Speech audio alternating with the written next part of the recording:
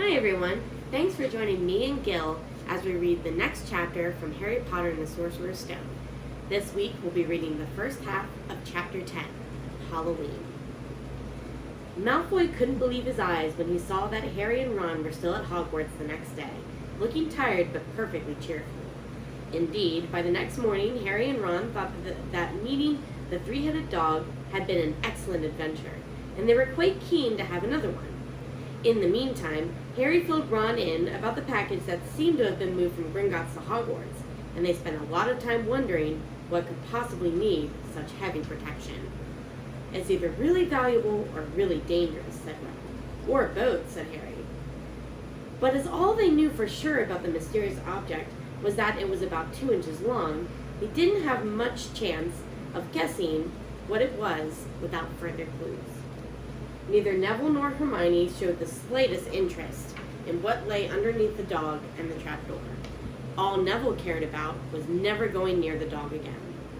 Hermione was now refusing to speak to Ron and Harry, but she was such a bossy know-it-all that they saw this as an added bonus. All they really wanted now was a way of getting back at Malfoy, and to their great delight, just such a thing arrived in the mail about a week later. As the owls flooded into the great hall as usual, everyone's attention was caught at once by a long, thin package carried by 6 large screech owls.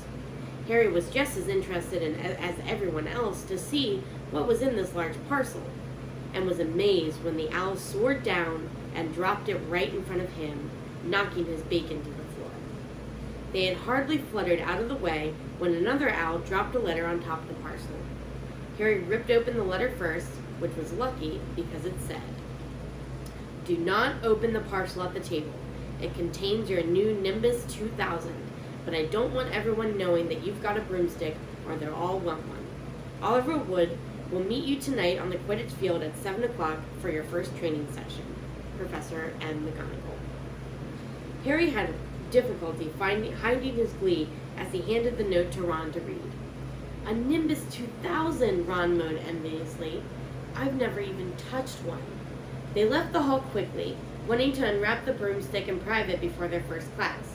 But halfway across the entrance hall, they found the way upstairs barred by Crabbe and Goyle. Malfoy seized the package from Harry and felt it. "That's a broomstick," he said, throwing it back to Harry with a mixture of jealousy and spite on his face. "You'll be in it for this time, Potter. First years aren't allowed them." Ron couldn't resist it. "It's not any old broomstick," he said.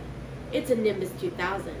What did you say you've got at home, Malfoy? A Comet 260? Ron grinned at Harry. "Comets look flashy, but they're not in the same league as the Nimbus." "What would you know about it, Weasley? You couldn't afford half the handle," Malfoy snapped back. "I suppose you and your brothers have to save up twig by twig." Before Ron could answer, Professor Flitwick appeared at Malfoy's elbow. "Not arguing, I hope, boys," he squeaked. "Potter's been sent a broomstick, Professor," said Malfoy quickly.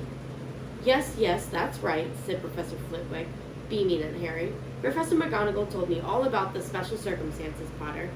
"And what model is it?" "A Nimbus 2000, sir," said Harry, fighting not to laugh at the look of horror on Malfoy's face. "And it's really thanks to Malfoy here that I got it," he said.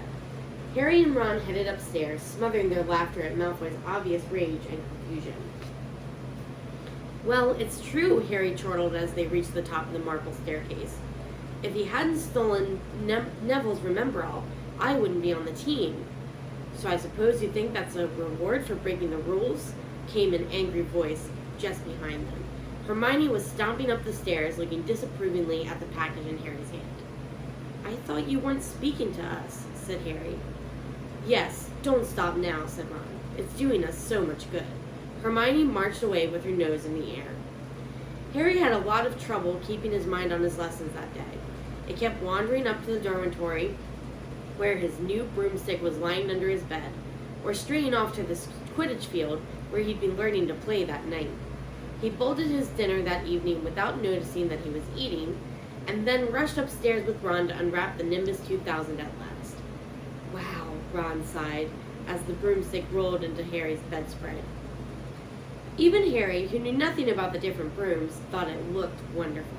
sleek and shiny, with a mahogany handle. It had a long tail of neat straight twigs and Nimbus 2000 written in gold near the top. As 7 o'clock drew nearer, Harry left the castle and set off in the dusk toward the Quidditch field. He'd never been inside the stadium before. Hundreds of seats were raised in the stands around the field so that the spectators were high enough to see what was going on. At either end of the field were 3 golden poles with hoops on the end. They reminded Harry of the little plastic sticks Muggle children blew bubbles through, except that these were 50 feet high. Too eager to fly again to wait for Wood, Harry mounted his broomstick and kicked off from the ground. What a feeling! He swooped in and out of the goalposts, then sped up and down the field. The Nimbus 2000 turned whatever he wanted at the lightest touch. "Hey, Potter, come down!" Oliver Wood had arrived. He was carrying a large wooden crate under his arm. Harry landed next to him. "Very nice," said Wood, his eyes glinting. "I see what McGonagall meant. You really are a natural. I'm just going to teach you the rules this evening. Then you'll be joining team practice 3 times a week." He opened the crate. Inside were 4 different sized balls. "Right," said Wood. "Now, Quidditch is easy enough to understand, even if it's not too easy to play. There are 7 players on each side. 3 of them are called chasers." 3 chasers, Harry repeated, as Wood took out a bright red ball about the size of a soccer ball. "This ball is called the quaffle," said Wood. "The chasers throw the quaffle to each other and try to get it through one of the hoops to score a goal. 10 points every time the quaffle goes through one of the hoops. Follow me?" "The chasers throw the quaffle and put it through the hoops to score," Harry recited. "So, that's sort of like basketball on broomsticks with 6 hoops, isn't it?" "What's basketball?" said Wood curiously. "Never mind," said Harry quickly. "Now, there's another player on each side who's called the keeper. I'm keeper for Gryffindor. I have to fly around our hoops and stop the other team from scoring." 3 chasers, 1 keeper, said Harry, who was determined to remember it all. "And they play with the quaffle. Okay, got that. So what are they for?" He pointed at the 3 balls left inside the box. "I'll show you now," said Wood. "Take this." He handed Harry a small club, a bit like a short baseball bat. "I'm going to show you what the bludgers do," Wood said. "These 2 are the bludgers." He showed Harry 2 identical balls, jet black and slightly smaller than the red quaffle. Harry noticed that they seemed to be straining to escape the straps holding them inside the box. "Stand back," Wood warned Harry. He bent down and freed one of the bludgers. At once, the black ball rose high in the air and then pelted straight at Harry's face. Harry swung at it with the bat to stop it from breaking his nose and sent it zigzagging away into the air. It zoomed around their heads and then shot at Wood, who dived on top of it and managed to pin it to the ground. "See?" Wood panted, forcing the struggling bludger back into the crate and strapping it down safely. The bludgers rocket around, trying to knock players off their brooms. That's why you have 2 beaters on each team. The Weasley twins are ours. It's their job to protect their side from the bludgers and to try to knock them toward the other team. So, think you've got all that? 3 chasers try to score with the quaffle. The keeper guards the goalposts. The beaters keep the bludgers away from their team, Harry reeled off. "Very good," said Wood. Have the bludgers ever killed anyone?" Harry asked, hoping he sounded offhand. "Never at Hogwarts. We've had a couple of broken jaws and nothing worse than that. Now, the last member of the team is the Seeker. That's you. And you don't have to worry about the quaffle or the bludgers. Unless they crack my head open. Don't worry. The Weasleys are more than a match for the bludgers. I mean, they're like a pair of human bludgers themselves." Wood reached into the crate and took out the 4th and last ball. Compared with the quaffle and the bludgers, it was tiny, about the size of a large walnut. It was bright gold and had tiny, fluttering silver wings. "This," said Wood, "is the golden snitch, and it's the most important ball of the lot. It's very hard to catch because it's so fast and difficult to see. It's the Seeker's job to catch it. You've got to weave in and out of the chasers, bludgers, beaters, and quaffle to get it before the other team's Seeker, because whichever Seeker catches the snitch wins his team an extra 150 points, so they nearly always win. That's why Seekers get fouled so much.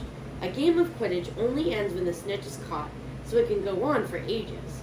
I think the record is 3 months. They had to keep bringing on substitutes so the players could get some sleep. Well, that's it. Any questions? Harry shook his head. He understood what he had to do, all right.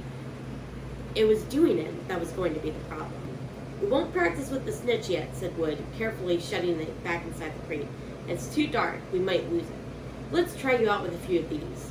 He pulled a bag of ordinary golf clubs out of his pocket, and a few minutes later, he and Harry were up in the air, Wood throwing the golf balls as hard as he could in every direction for Harry to catch. Harry didn't miss a single one, and Wood was delighted. After a half an hour, night had really fallen, and they couldn't carry on. That Quidditch Cup will have our name on it this year, said Wood happily as he trudged back into the castle. I wouldn't be surprised if you turn out better than Charlie Weasley, and he could have played for England if he hadn't gone off chasing dragons. Perhaps it was because he was so busy now, what with Quidditch practice 3 evenings a week on top of all of his homework, but Harry could hardly believe it when he realized that he'd already been at Hogwarts 2 months. The castle felt more like home than Privet Drive ever had. His lessons, too, were becoming more and more interesting now that they had mastered the basics. On Halloween morning, they woke to the delicious smell of baking pumpkin wafting through the corridors.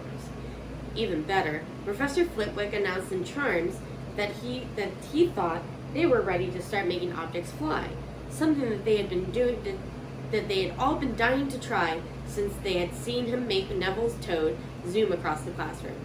Professor Flitwick put the class into pairs to practice. Harry's partner was Seamus Finnegan, which was a relief because Neville had been trying to catch his eye. Ron, however, was to be working with Hermione Granger. It was hard to tell whether Ron or Hermione was angrier about this. She hadn't spoken to either of them since the day Harry's broomstick had arrived. Now, don't forget that nice wrist movement we've been practicing, squeaked Professor Flitwick, perched on top of his pile of books as usual. Swish and flick. Remember, swish and flick. And saying the magic words properly is very important too. Never forget Wizard Barufio, who said S instead of F and found himself on the floor with a buffalo on his chest. It was very difficult. Harry and Seamus swished and flicked, but the feather they were supposed to be sending skyward just lay on the desktop. Seamus got so impatient that he prodded it with his wand and set fire to it. Harry had to put it out with his hat. Ron, at the next table, wasn't having much more luck. Wingardium Leviosa, he shouted, waving his long arms like a windmill. You're saying it wrong, Harry heard Hermione snap. It's Wingardium Leviosa. Make the gar nice and long. You do it then if you're so clever, Ron snarled. Hermione rolled up her sleeves of her gown, flicked her wand, and said, Wingardium Leviosa. Their feather rose off the desk and hovered about 4 feet above their heads. Oh, well done, cried Professor Flitwick, clapping. Everyone, see here, Miss Granger's done it. Ron was in a very bad mood by the end of class. Thank you for joining us this week. Next week, we'll finish reading Halloween.